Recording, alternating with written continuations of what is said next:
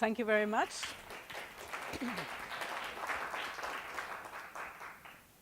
Thank you very much all for coming and for the nice invitation and the very nice introduction by you, Molly. Thank you. I'm very glad to be here. And yes, I'm going to give you some information on the invasive fish we have currently arriving in Switzerland. So invasive gobies we are talking about.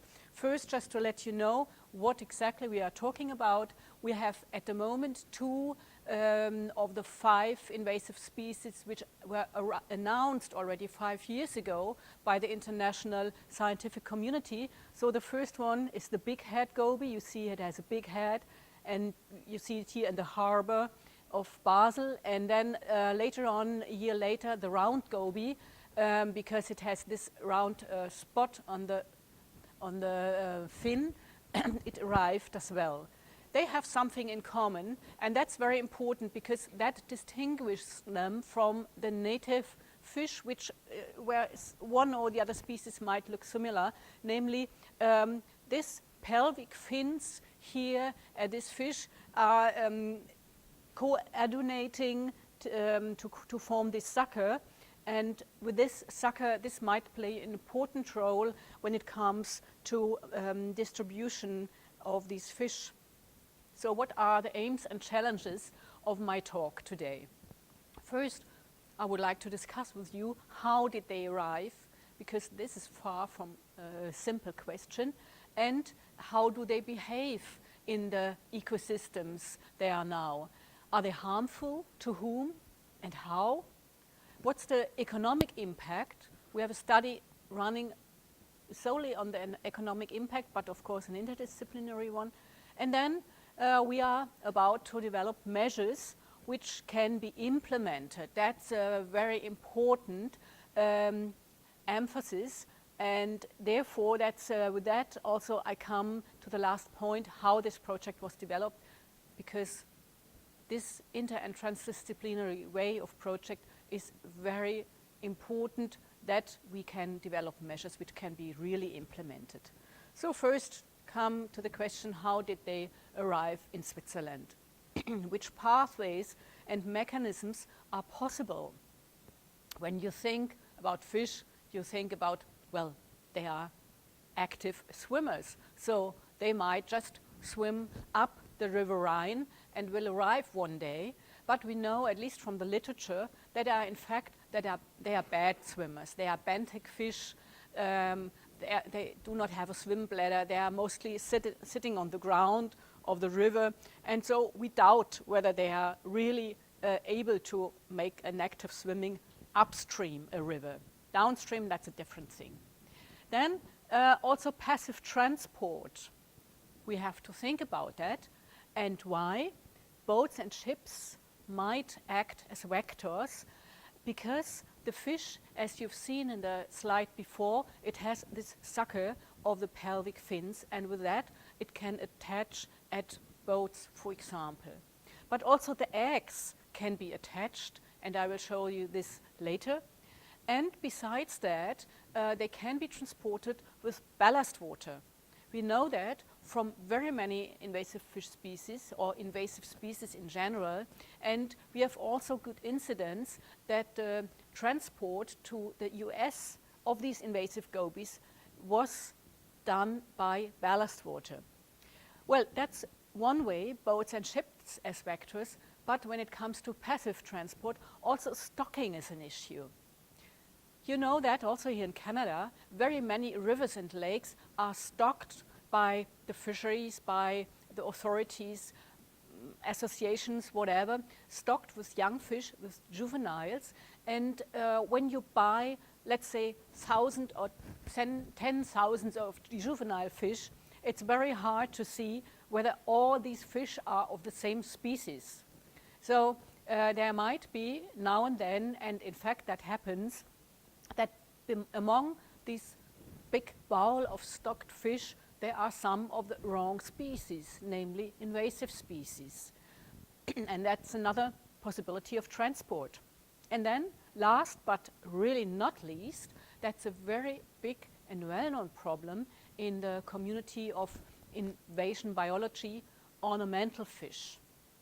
You might know very many people like ornamental fish. They buy them, they have a nice aquarium at home, and well, fish are growing, you know how it is, you love them, you feed them, and fish are growing, and sometimes, perhaps just before a summer holiday, the people, well, they just want to get rid of these big nasty fish, and they don't have somebody who take care of the aquarium, so, and they don't want to kill them, you know, they want to be nice and friendly to their pets, so they just release them into the open waters.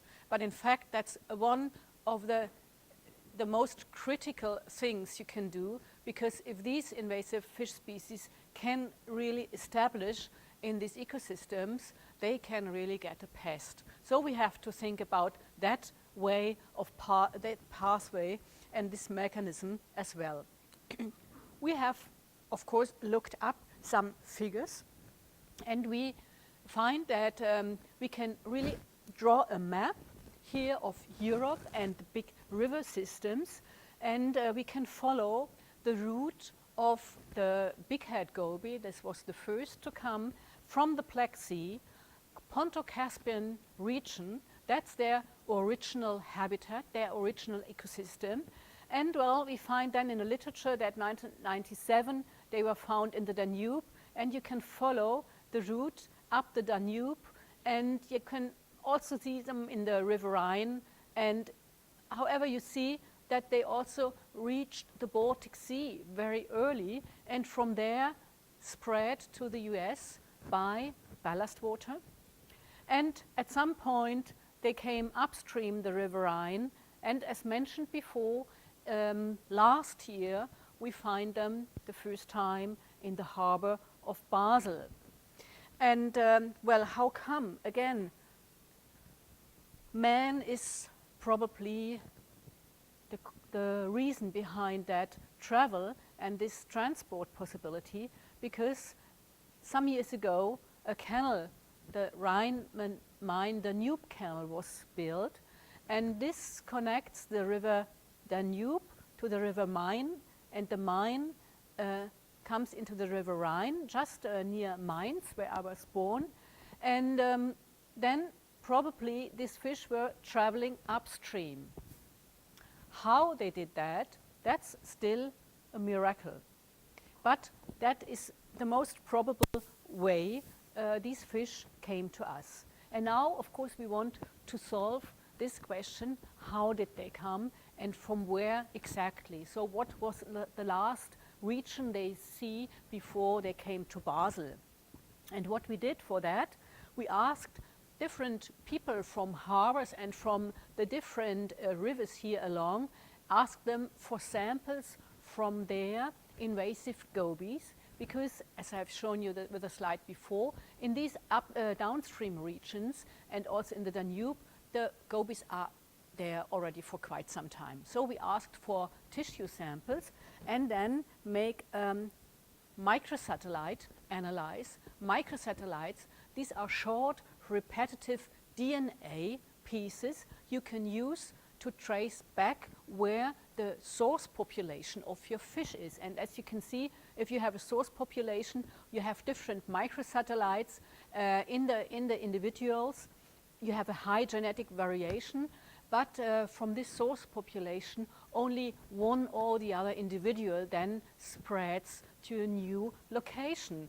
And depending on the microsatellite pattern you have in this new population, you can trace back and see, well, okay, it might be from this source population, let's say in Rotterdam, or it might be from a different source population near Köln or whatever. And that helps us to find how they made their way. And when we did that microsatellite analyze in the bighead goby, you can see now here, zooming into Basel, the blue is the River Rhine running in this direction, and we have a harbor here, Kleinhüningen, and a harbor at Biersfelden. So we looked at the microsatellites of these two populations of gobies, and what we can see very easily, the pattern of the microsatellites. And I think that's easy to read, this picture, even if you are not molecular biologists, you can see that the population at these two harbors are very, very different and they are distinct. So obviously, these populations are different and from different sources.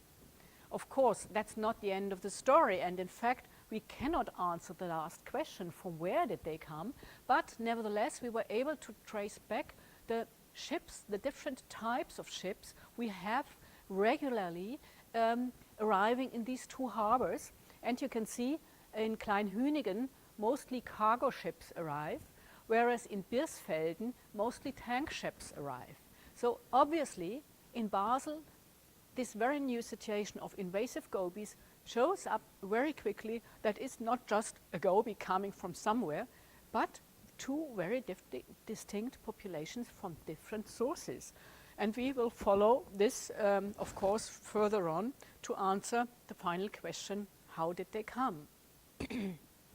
Good. The next question, how do these fish behave? You might ask, well, you have now invasive gobies. Well, they didn't look so bad. What's the problem? Why do you care about that? Well, we get quite some emails from different people, from colleagues all over the Rhine-Main, the Danube catchment, and one of the fishermen's downstream of Basel in a tributary near Köln in the Moselle, he sent me this picture and said, well, look at this. In less than 4 hours, by rod fishing, I caught 180 of these beasts in a river stretch of 6-meter length and 4-meter width and just 0.5 meter depth. You have more than 180 individuals. Well, you might ask, and is this a problem? And what about Basel? Do you have so many animals there as well? And I pull out some data for you to show you the development in these 2 years. We have them now, last year and this year, for the round goby and for the big-head goby. And you can see last year, round goby were 13 individuals in a span of 8 weeks sampling. And it exploded 6 times higher this year in the same time period. And also the big-head goby, we have from 60 to more than 190 animals with the same method, namely this minnow trap you can see here. So we have just this trap and putting some dog food inside and put these traps down to the bottom of the harbor and can report these catch statistics. Sometimes we have about 30 individuals in one trap. And you can see it's really an exponential population growth we are experiencing here. Pardon?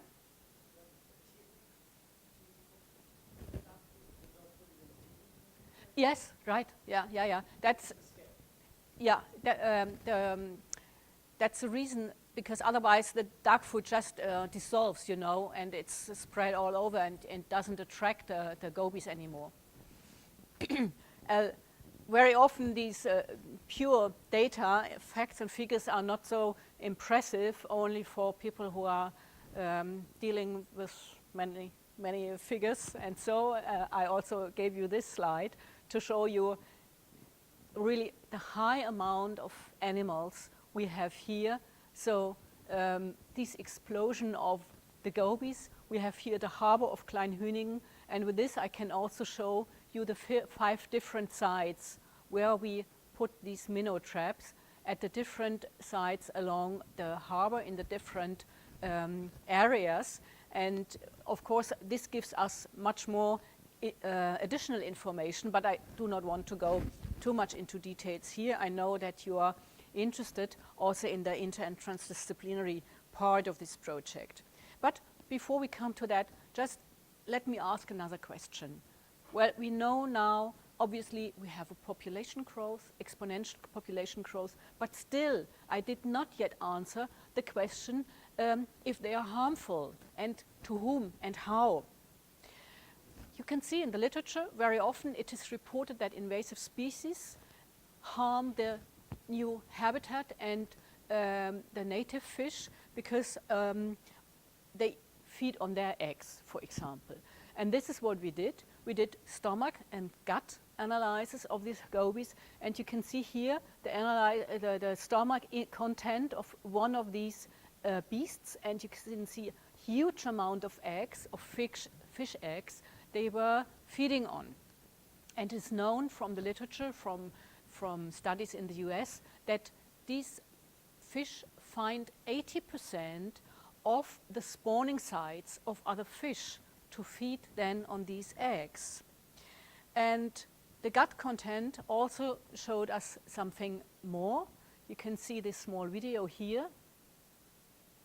This is a big head goby.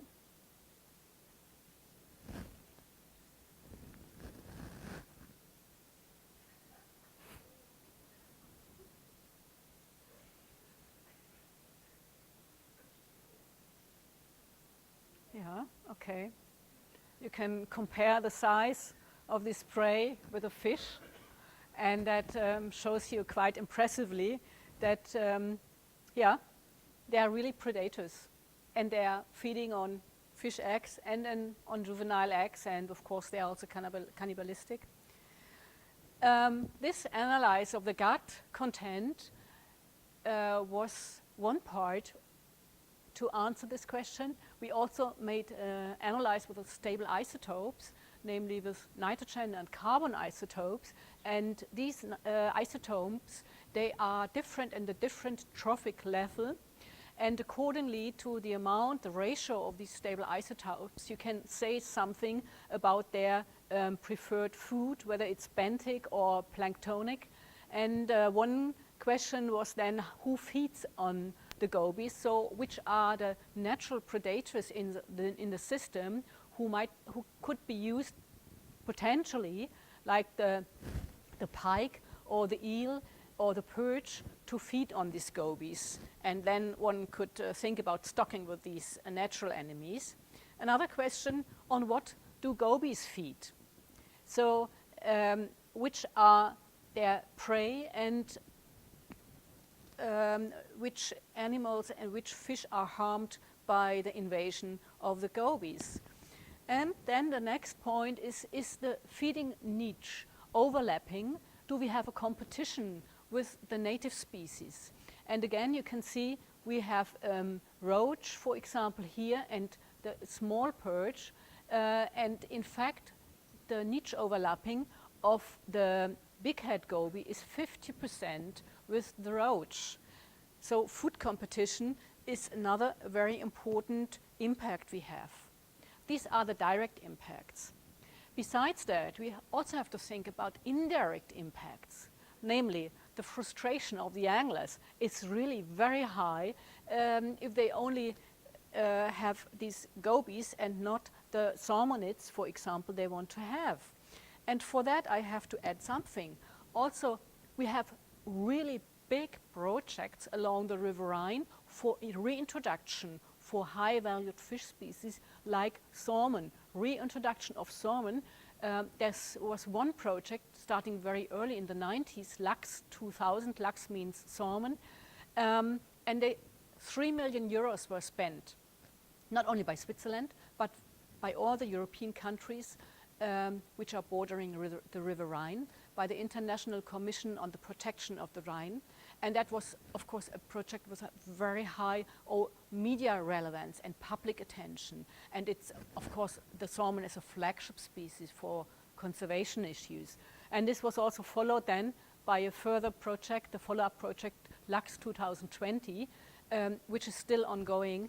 And you have to imagine that each year 1 to 2 million small salmon fingerlings are stocked in the River Rhine. And now you have to remember the picture I've shown you before, how these invasive gobies are feeding on juvenile fish. So this reintroduction of, for example, salmon means that you have to think about when you're looking for solutions and with that, I'm coming to the next question. Very many people are asking us, what's the economic impact? Because as most of you know, dealing with issues like that, they're only willing to pay if they see that there is really some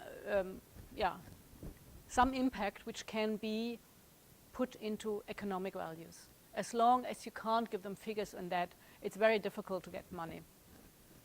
Well, and for that you have to think about several aspects which are involved and which shape that context. On one hand, we as environmental researchers think about the alteration of ecology, biodiversity and ecosystem services, but that's, as you know, very often not easy to put into economic values. So let's go on and ask, okay, what is the change in the fish catch, the change in the total amount, the change of the composition, and how does it influence such reintroduction projects, as I mentioned before. And again, what is the result? You have the frustration of the anglers, but as before, that's economically not quantifiable. But quantifiable is a change in the fishing license sales. There you have some figures again. And on the other hand, you have expenditures for management, boat control, artificial nest, predators, whatever. That also gives you economically quantifiable data. And how did we come to these data? Well, on one hand, we had evidence from already invaded systems. We took figures from there. So, for example, the Rhine in North Rhine-Westphalia, further downstream, they gave us quantitative data about the decrease in license sales.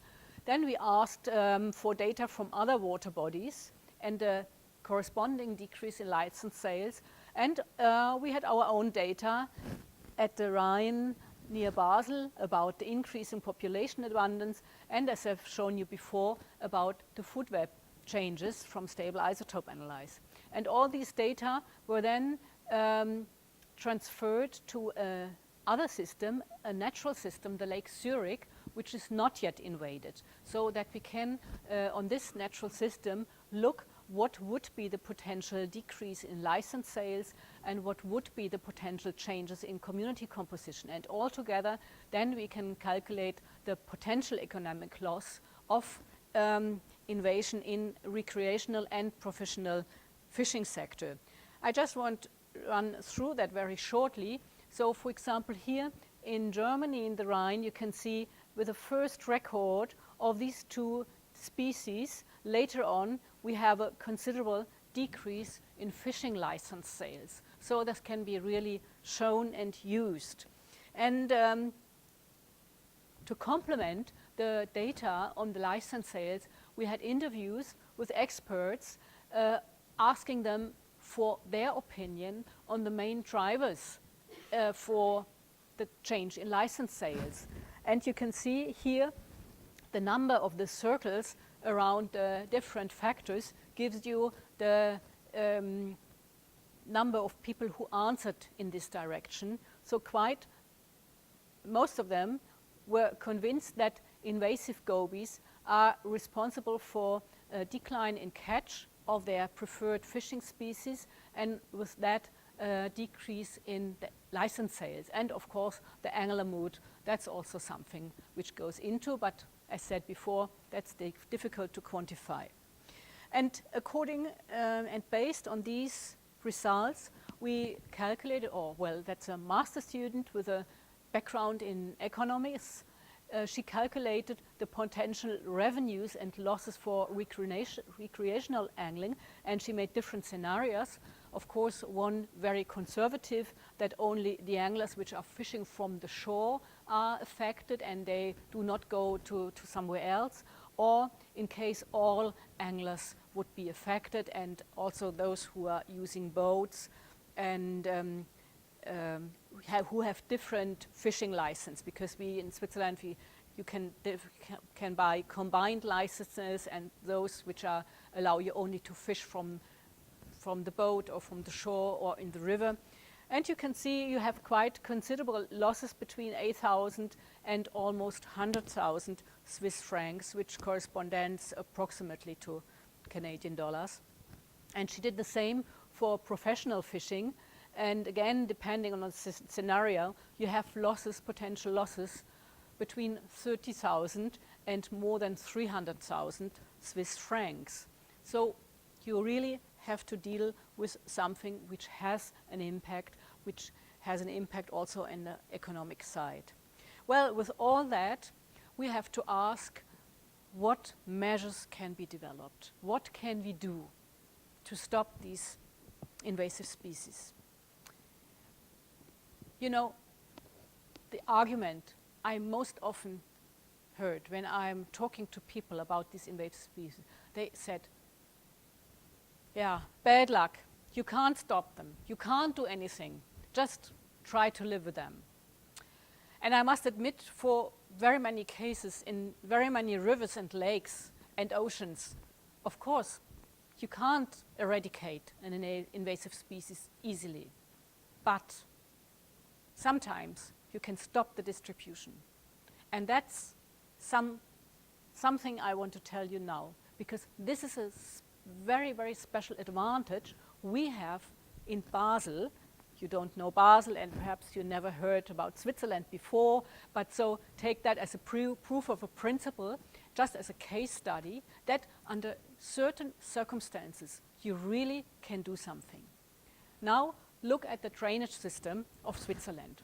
We have the River Rhine here in gray, and it's a direction of flow. So these have to come from probably from the Rhine-Main-Danube canal, as I've shown you before, and they are going upstream to Basel, where we have them now. And then, if they want to go further upstream, they have to pass the dam near Rheinfelden. And I'll show you in a minute what's with this dam. If we can stop them here at this dam, we can protect almost 70% of the Swiss drainage system, because 70% of the Swiss drainage system is Rhine drainage. So that's the important difference. That's really the bottleneck. Now the point is, Rheinfelden Dam means no commercial ships can pass this dam. Again, you see here in a close-up Basel, and here is Rheinfelden and the dam. And upstream of Rheinfelden, you do not have any commercial ships. So in case these beasts are coming with commercial ships as a vector, you see, they stop there. Of course, you say, well, stop there, but there's the River Rhine is a flowing river. There must be some water flow through, and of course that's correct. But upstream of Basel, only small recreational boats are brought into the river, and these recreational boats have to put out by hand manually and transport it over the dam to let them in on the other side. And besides that, of course, we have a fish pass, because there are many fish who are swimming downstream and some upstream. But as I said, remember, probably gobies are bad swimmers, so probably we assume, but we can control that, they will not actively migrate upstream. But if they are, we have a fish pass and a monitoring, continuous monitoring, by monitoring windows and videos in this fish pass. So if the political will is there, we can stop the invasion in this part upstream of the River Rhine. And that this is the case, you can see and probably know from very many other occasions, for example in the US, where you have a lot of campaign and also quite some money spent to stop invasive species. So for example, by inspecting and cleaning the boats, and prevent the transport of these species by proper cleaning. It can be done. Well, this is one possibility, and I think we really should try hard on that. Other management measures would be to keep the population small, for example, by introducing natural predators. And the other thing is, you know, birth control. It's very effective to keep population growth low. We can try to prevent reproduction. Now, that's an interesting part, isn't it? How do they reproduce? Where? And how can we control that? These gobies, they like to lay their eggs in caves, in tubes, in flower pots, whatever. And so we took and tried to construct a kind of goby hotel for reproduction. And you can see these flower pots here and PVC tubes. So we really were fiddling around and trying, and you see that was a basket of a bike, and we put it down to the harbor, and in 5 months, with 5 traps, we were able to get more than 30,000 round goby eggs and more than 80,000 big head goby, these eggs, and prevent them from hatching. And here you can see how that works. You can see that's a flower pot, and the inside of the flower pot is completely covered with these eggs. Here again, you see a PVC tube. They are taking virtually everything they can get, which reminds slightly to a cave.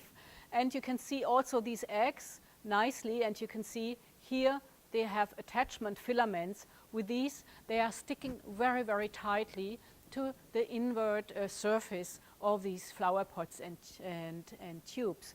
And now I must tell you that's now one part of that whole project. On one master student of us, she's only trying to find out how good these eggs attach and adhere to the surfaces. So she's really trying to put force and power on these eggs to see how long do they survive, under which circumstances, which flow, which current they can resist, to find out what can we do. And with these traps, you can see if we put more traps, we can really get more eggs and prevent the reproduction and the recruitment of these beasts. Now, I'm coming to the last part. How was this project developed? You might have already heard between the lines that more than just one biologist or so was involved. In fact, it is an inter- and transdisciplinary project. And since I know that these terms and definitions are different from country to country and from scientific community to the next, I'll give you my definition just as a short reminder. Interdisciplinarity means that different disciplines are jointly working together. For example, in our projects, biologists are necessary for goby biology and ecology, ship engineers for the construction of boats, for example, to see which of the boat surfaces are ideal for the attachment of eggs or vice versa. Then economists for economic impact analysis, as I've shown you an example. And finally, social scientists, for example, for the evaluation of values, aims, and attitudes of the different actors, but also for the interviews and so on. Molly was asking me several times by email before I came here. I shall tell you how I was able to integrate these different disciplines into this project. And I was thinking about several times, and I said, well, that was not difficult because they're all around. So in my master course, we have master students. They have a different background. They have a bachelor in economy, in social science, in geography, in chemistry, whatever you want, biology. And when we are able to attract them to make their master thesis with us, we have wonderful people who are really very well trained and very enthusiastic to work in such an interdisciplinary team. That's one side of the story. That's the profit you can have from teaching, of course. On the other hand, I'll show you in a minute, we have a broad public attention for this project. And so very many people were just interested to help us and to bring their knowledge. For example, ship engineers. We do not have students which studied ship engineering. But there are clubs and associations, and they were so fond of this project that they are now helping us with their expertise. Good. And then the next point, transdisciplinarity. What is that? I know that this term is very often not used. I don't know. Are you working with that term? And do you understand it in the same way I do, namely as an involvement of experts from outside academia? Oh, good, wonderful. That means we are working with fishermen and anglers. They have a good knowledge on the fish habitats, of course, and of fish occurrence. And in fact, the anglers were the first to report to us the arrival of these gobies. Without them, maybe the project has started years later or never. Then the authorities, of course, those are the ones who are drafting and enforcing laws. So we shall have them with us from the very beginning. And then boat owners, because they might be affected by measures such as boat cleaning. It's very important that we have their knowledge and also their interests and aims with us. And on the other hand, we have a lot of NGOs. WWF, for example, they have a project in Switzerland. I don't know if this is of international distribution, river watches. So people who are interested and very often just walking along the river and spending time along a river.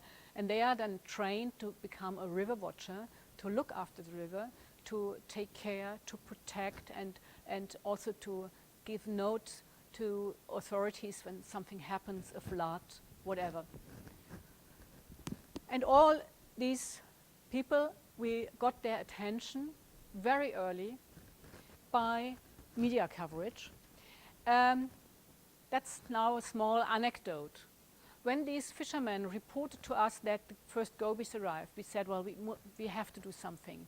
And I went to the different authorities. I have quite some good network, and I told them, well, we have to do something. Look at this invasive species and da-da-da. And they said, well, come on, we have no money for that. And then I was able to place a newspaper article in one of the most well-known Swiss newspapers. It's also of a kind of international reputation. And what happened? I'll tell you later on. You'll see there are quite some papers and radio and TV interviews. Besides, in addition to this public opinion and media coverage, I got into contact with people from the parliament. And that's something special. You might not have that in Canada. We initiated something on the political level, a political initiative, an interpellation, it is called, for the attention of the Swiss Federal Council. And in this interpellation, the parliament was asked what the parliament is going to do to fight against the gobies. And then activity starts. They had to answer that interpellation. And finally, very quickly, I came up with about 600,000 Swiss francs to do that project. And the answer of this interpellation then was, yes, a project at University of Basel is taking care for that problem. Bingo.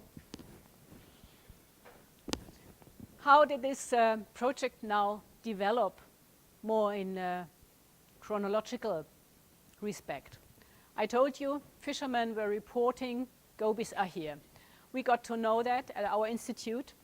And as said, public relations, media coverage, political initiative raised money and support from the authorities, because you have to have permission to go out for fishing, for getting the benthic stuff and so. And then this gobies task force, our small little group, start, and at the moment we have about 6 different sub-projects on the different questions I just presented to you. And in this task force we are collaborating with these different actors, with federal and cantonal fisheries association, with Ornamental Fish Traders Association, eco-consulting companies, and many more. And what do we do together? We try to find consensus on the aims of such a project, on the questions, on the procedure, and of course we are integrating the results, and we integrate all the stakeholders to take part in the perception of the results. We are discussing the results with them, and we also work together to diffuse the results to the broad public. And that all means that finally the recommendations for management measures, that's not something which is pulled together in the ivory tower, but together with all these stakeholders. Also from the very beginning, we started to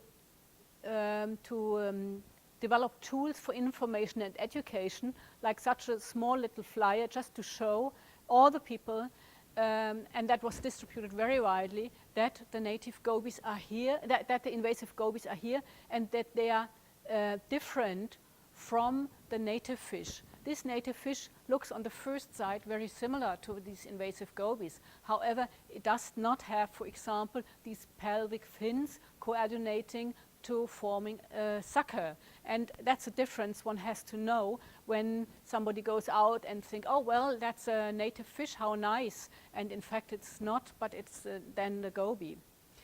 And another key to success, I think, for this project is that we start the inter- and transdisciplinary process from the project's beginning, from the very beginning. We need their expertise. We do not have this expertise when it comes to fishing habitats and so. And also these external experts, they profit when they know early about the findings, about our findings and about the potential measures, and then they have the chance to help optimize the measures in a way that the measures won't hurt them. And also, very important for my opinion, to develop measures together means increasing the success in the enforcement. So the compliance of measures, I think the best way to do that, to raise that, is when you are collaborating. And how do we do that in the transdisciplinary work? Well, different tools, you might know the most of them: expert hearings, policy wheels, roundtables, stakeholder workshops, information measures, media coverage, political initiatives, and educational tools. And just to give you one example how that looks like, we had a workshop and asking for priority of the tasks. And you see the different types of actors. And so you see, for example, in the eyes of the scientists, it's very important to make an early detection with genetic methods, whereas in the eyes of the authority, it's much more important to have a cost-benefit analysis of the measures, and that's also more important for the anglers. The anglers are not at all interested in the early genetic detection. And these differences you have to be aware of when you are starting such a project, I think. Okay, with that I come to the end. The summary. I've shown you that bighead and round goby are invaders, and we have an exponential population growth. Ship traffic is suggested as vector. And I've also shown you that they feed on fish eggs and larvae and impact restoration measures with that. They compete with native fish for habitat and food, and potentially causing considerable losses in fisheries. Spawning traps can reduce the propagate pressure, and further distribution can be stopped when an impassable barrier is present. However, political will is a prerequisite.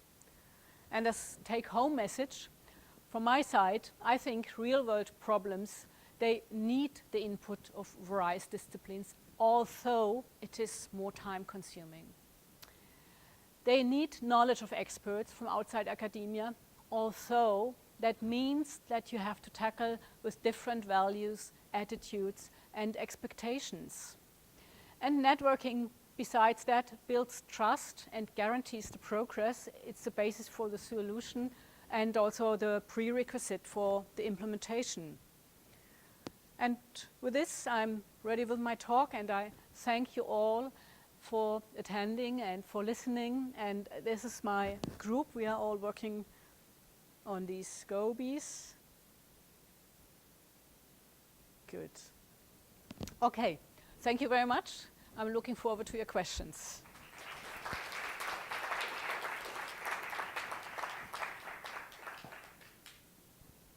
Yes, please.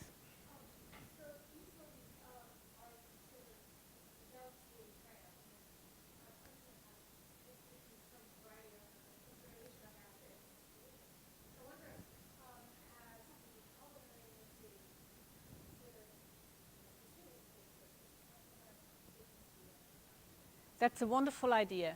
I had a talk 2 weeks ago at a Fisheries Association, and I told them, if you can't beat them, eat them.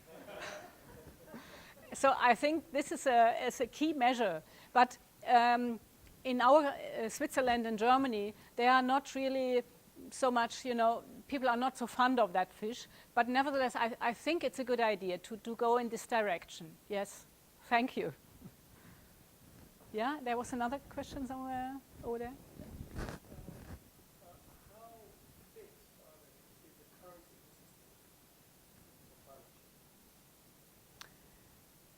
change? What do you mean by fit for climate change? Well, I mean, the population growth here and the success of the invader has a lot to do with the fitness of the invader for this environment versus the incumbent. And one of the things that the dam or any kind of intervention of the magnitude that we have managed to mount can do is to change river temperatures, Yes. et cetera, et cetera. Yes. Yeah. So the question is, how much of what you're seeing is a measure of the relative fitness of the existing ecosystem versus the invader, or what the climate is going to do to the ecosystem of that region anyway?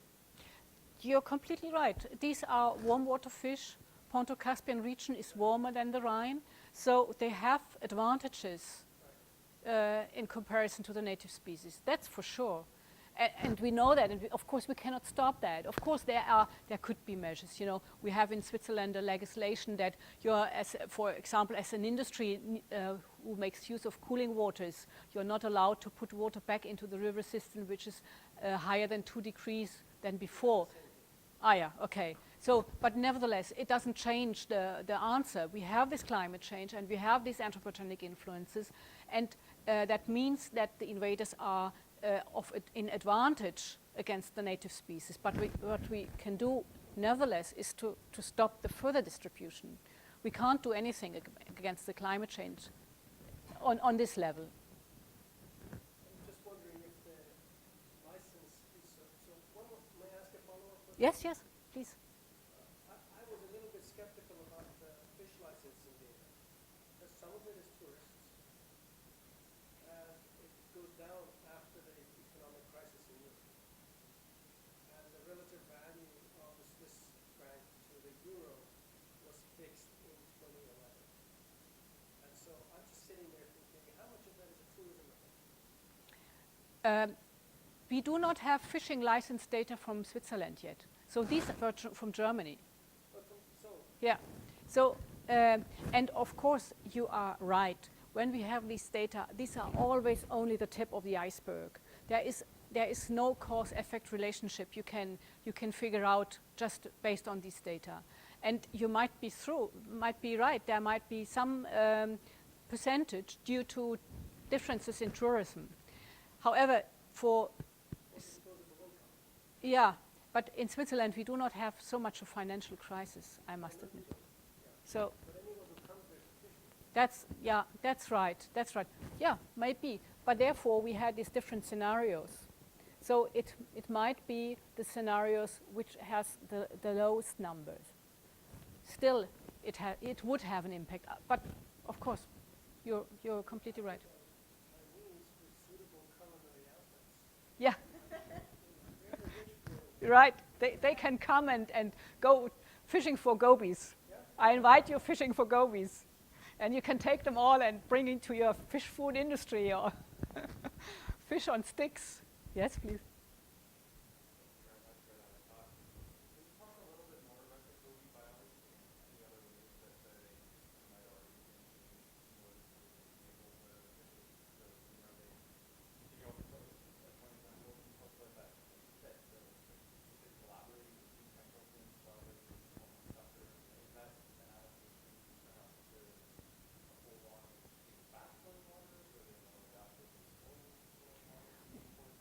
Yeah, they are adapted to slow-flowing waters, and that also means, that was also the reason, by the way, that we took Lake Zurich as an example for potential economic impact. Yeah, and when it comes to goby biology, they are very adaptive.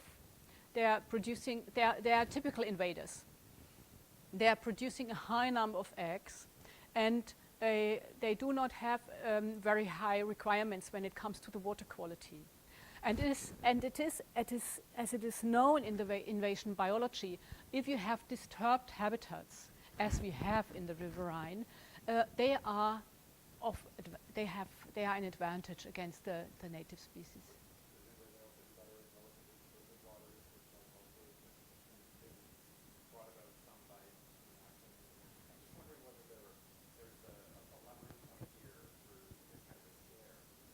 You see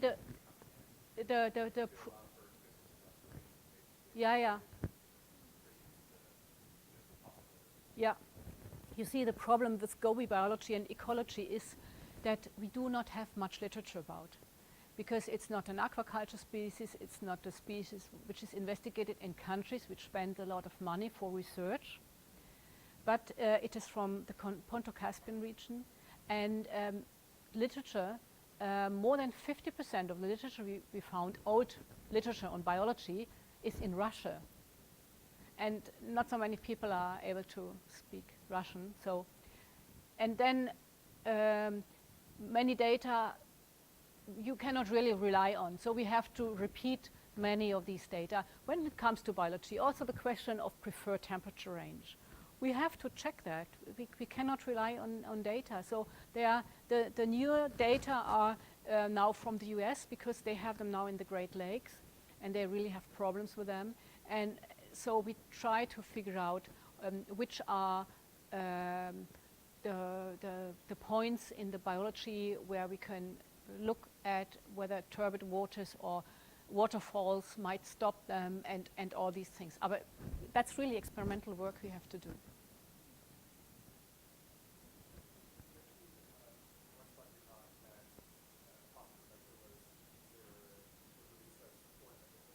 Yes. No, it's an important question, and I must admit, when I come back now on Monday, we have a big workshop with experts from the different groups I mentioned here. And for this, for the first time, we have also president from ornamental trade fisheries at the table, and from the zoological gardens, because they know about that problem and all these people. So probably I'm a bit wiser next week at this time. At the moment, I don't know their opinion, but you know how it is. Very often, if you want to involve people who might feel guilty, they didn't show up, because of course nobody wants to get a bad message and bad reputation. No, they are not so significant, but nevertheless, we already know that they are traded by internet, and with that, we also know that there are no regulations on these fish. So it is not even an information in the internet that these fish should not be released. Yes, please. No, there are ballast water control measures in the oceans, in ocean ships, but not at all in the inland fisheries. Yes, and they are very restrictive with giving us information about ballast water. So that's really a detective job. There are two. I think you are first.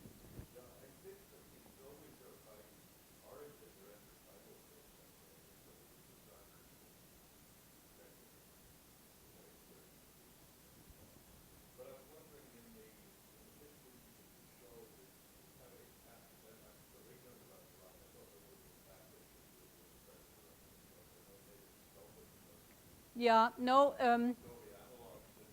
yeah. We have catfish, but not so many in the River Rhine. We have some in the lakes. And this was only you know, this was only a slide to show you the idea of the food web and the trophic levels. I did not bring you the data of all the fish species we've in the River Rhine. There was a question, yes?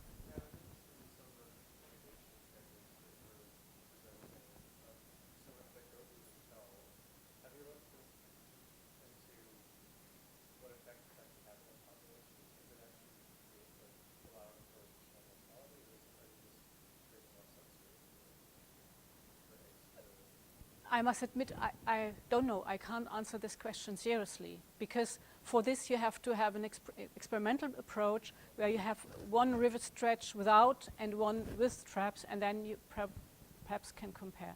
We don't know, but the question is important insofar as in the harbor we do not have natural spawning opportunities for them. So with that we might create spawning opportunities where there haven't been any before.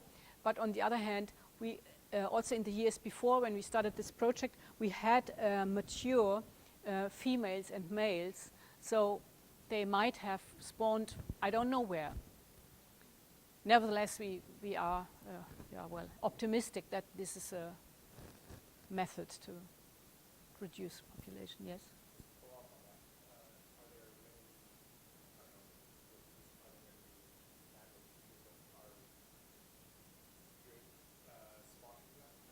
Yeah.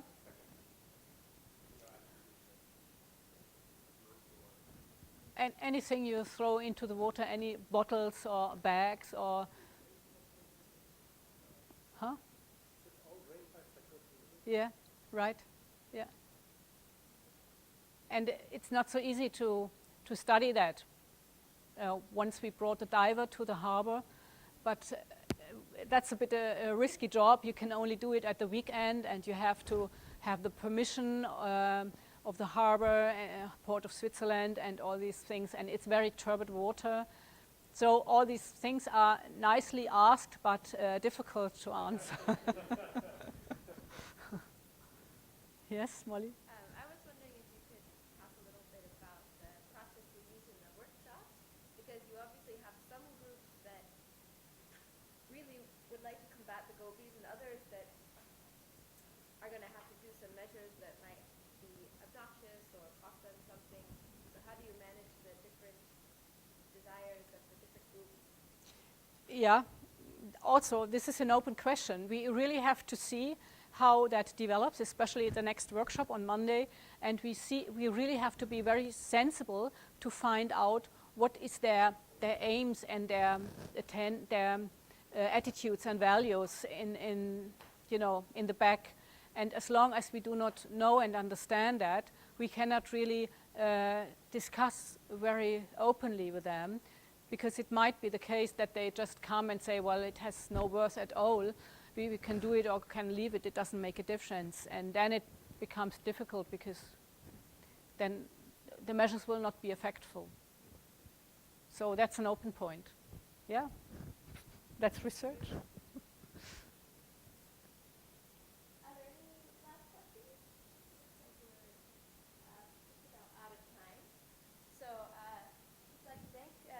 Patricia, Holm again, and thank you all for coming. See you next week.